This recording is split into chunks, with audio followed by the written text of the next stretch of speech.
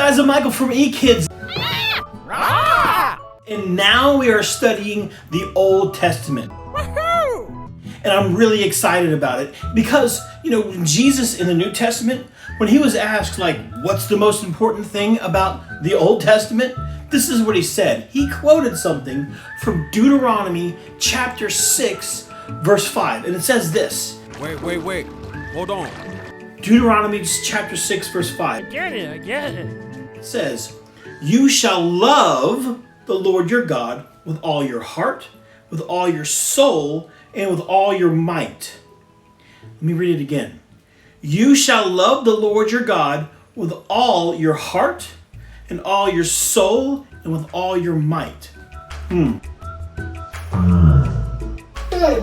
So what I want you to do as you watch this video is see if these characters in the story, see if they loved God with all of their heart, all of their soul, and all of their strength. Okay, I can do that. So check it out.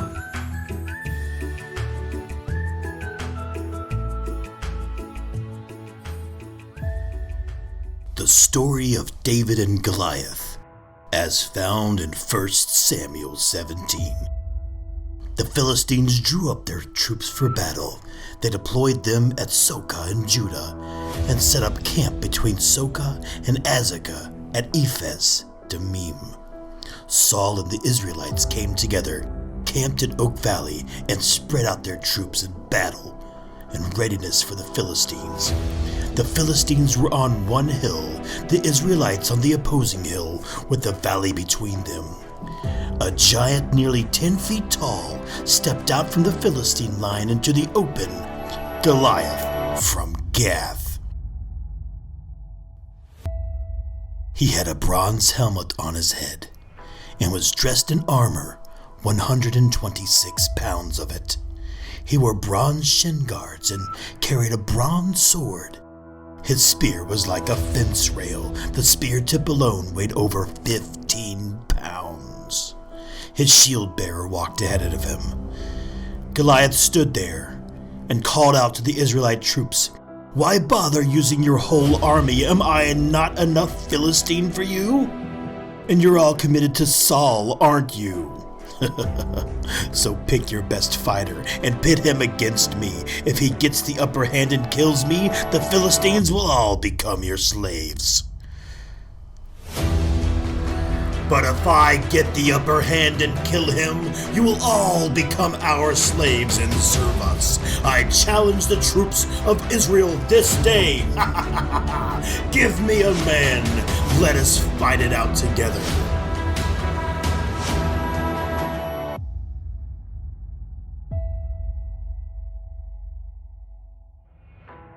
When Saul and his troops heard the Philistines' challenge, they were all terrified and lost all hope.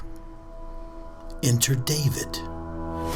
He was the son of Jesse, the Ephrathite from Bethlehem in Judah. Jesse, the father of 8 sons, was himself too old to join Saul's army. Jesse's 3 oldest sons followed Saul to war.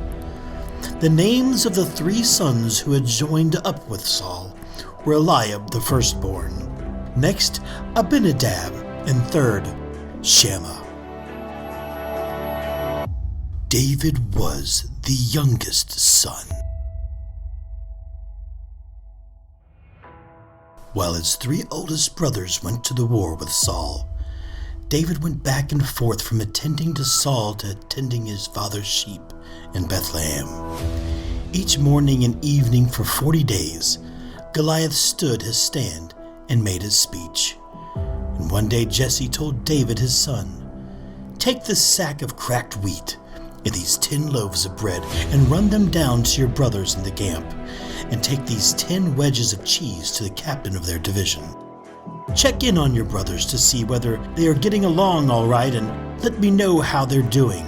Saul and your brothers and the Israelites in their war with the Philistines in the Oak Valley." David was up at the crack of dawn, and having arranged for someone to tend his flock, took the food and was on his way just as Jesse had directed him. He arrived at the camp just as the army was moving into battle formation, shouting the war cry. Israel and the Philistines moved into position facing each other, battle ready. David left his bundles of food in the care of a sentry, ran to the troops who were deployed, and greeted his brothers. While they were talking together, the Philistine champion Goliath of Gath stepped out from the front lines of the Philistines and gave his usual challenge. David heard him. The Israelites, to a man, fell back the moment they saw the giant, totally frightened. The talk amongst the troops was, "Have you ever seen anything like this? This man openly and defiantly challenging Israel? The man who kills the giant will have it made. The king will give him a huge reward, offer his daughter as a bride, and give his entire family a free ride." Now David, who was talking to the man standing around him, asked, "What's in it for the man who kills this Philistine and gets rid of his ugly blot on Israel's honor? Who does he think he is anyway? This uncircumcised Philistine, taunting the armies of God alive." They told him what everyone was saying about what the king would do for the man who killed the Philistine. Eliab, his older brother, heard David fraternizing with the men and lost his temper. "What are you doing here? Why aren't you minding your own business, tending that scrawny flock of sheep? I know what you're up to. You've come down here to see the sights, hoping for a ringside seat at a bloody battle." "What is with you?" replied David. "All I did was ask a question." Ignoring his brother, he turned to someone else, asked the same question, and got the same answer as before. The things David was saying were picked up and reported to Saul. Saul sent for him. "Master," he said, "don't give us hope. I'm ready to go and fight this Philistine." Saul answered David, "You can't go and fight this Philistine. You're too young and inexperienced, and he's been at this fighting business since before you were born." David said, "I've been a shepherd tending the sheep for my father. Whenever a lion or a bear came and took a lamb from the flock, I'd go to it, knock it down, and rescue the lamb. If it turned on me, I'd grab it by the throat, wring its neck, and kill it. Lion or bear, it made no difference. I killed it, and I'll do the same to this Philistine pig who is taunting the troops of God alive. God, who delivered me from the teeth of the lion and the claws of the bear, will deliver me from this Philistine." Saul said, "Go and God help you." Then Saul outfitted David as a soldier in armor. He put his bronze helmet on his head and belted his sword on him over the armor. And David tried to walk, but he could barely budge. David told Saul, "I can't even move with all this stuff on me. I'm not used to this," and he took it all off. Then David took his shepherd's staff, selected 5 smooth stones from the brook, and put them in the pocket of his shepherd's pack, and with his sling in his hand, approached Goliath. As the Philistine paced back and forth, his shield bearer in front of him, he noticed David. He took one look down on him and sneered, a mere youngster, apple-cheeked and peach-fuzzed. The Philistine ridiculed David.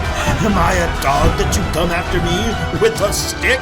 And he cursed him by his gods. "Come on," said the Philistine. "I'll make roadkill out of you for the buzzards. I'll turn you into a tasty morsel for the field mice." And David answered, "You come at me with the sword and spear and battle axe.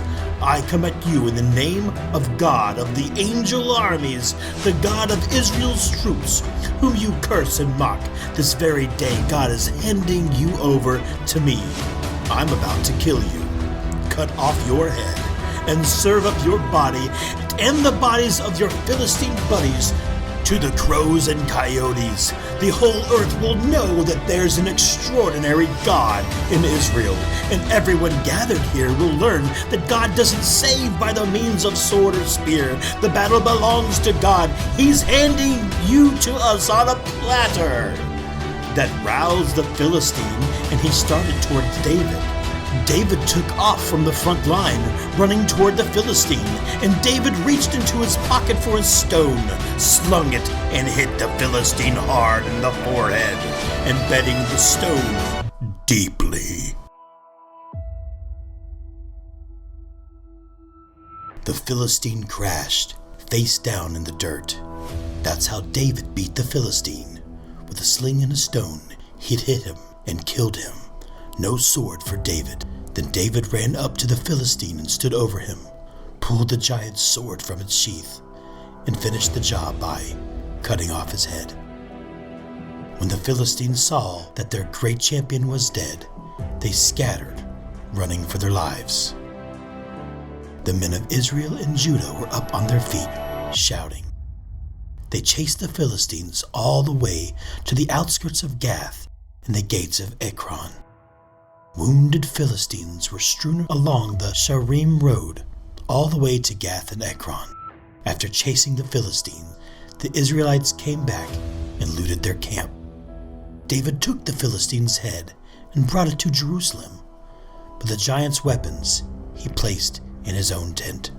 And when Saul saw David go out to meet the Philistine, he said to Abner, commander of the army, "Tell me about the young man's family." Abner said, "For the life of me, O king, I don't know." And the king said, "Well, find out the lineage of this raw youth."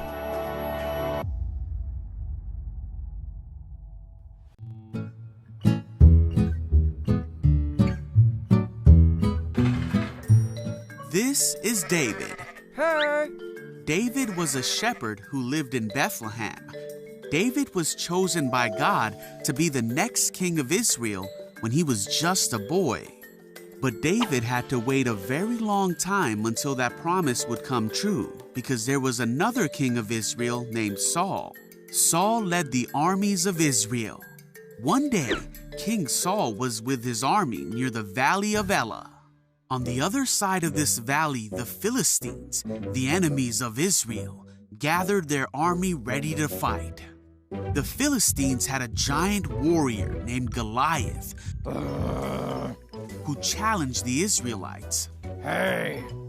Goliath spoke badly of God and his people. He shouted and taunted them, saying, "Choose one man to come down here and fight me." The Israelites and King Saul were very afraid. Meanwhile, David's father sent David to bring some food to his brothers and their captain. Goliath came out of the Philistines' army, and David heard him shout his usual mean taunts to the army of Israel. Whoa, what? As soon as the Israelites saw Goliath, they began to run away in fright. See ya! David asked, "Who is this Philistine anyway, that he has allowed to defy the armies of the living God?" David's questions were reported to King Saul, and the king sent for him. Hi! David said, "Don't worry about this Philistine. I'll go fight him." Saul said, "There's no way you can fight him and win. You're only a boy." Wait! But David told Saul that he had taken care of his father's sheep and rescued them from lions and bears. Then David declared, "The Lord who rescued me from the claws of the lion and bear will rescue me from this Philistine." So Saul said, "All right, go ahead and may the Lord be with you." David picked up 5 smooth stones from a stream. Then, armed only with his shepherd's staff and sling, he started across the valley to fight Goliath. When Goliath saw him coming, he sneered at him and yelled bad things at David. But David said, "You come to me with a sword, spear, and javelin, but I come to you in the name of the Lord of heaven's armies." Goliath moved closer to attack, and David quickly ran out to meet him. He hurled a stone from his sling and hit Goliath in the forehead. The stone sank in, and Goliath stumbled and fell to the ground. So David triumphed over the Philistine with only a sling and a stone, for he had no sword. But he knew the power of God and trusted God to win the battle against the giant.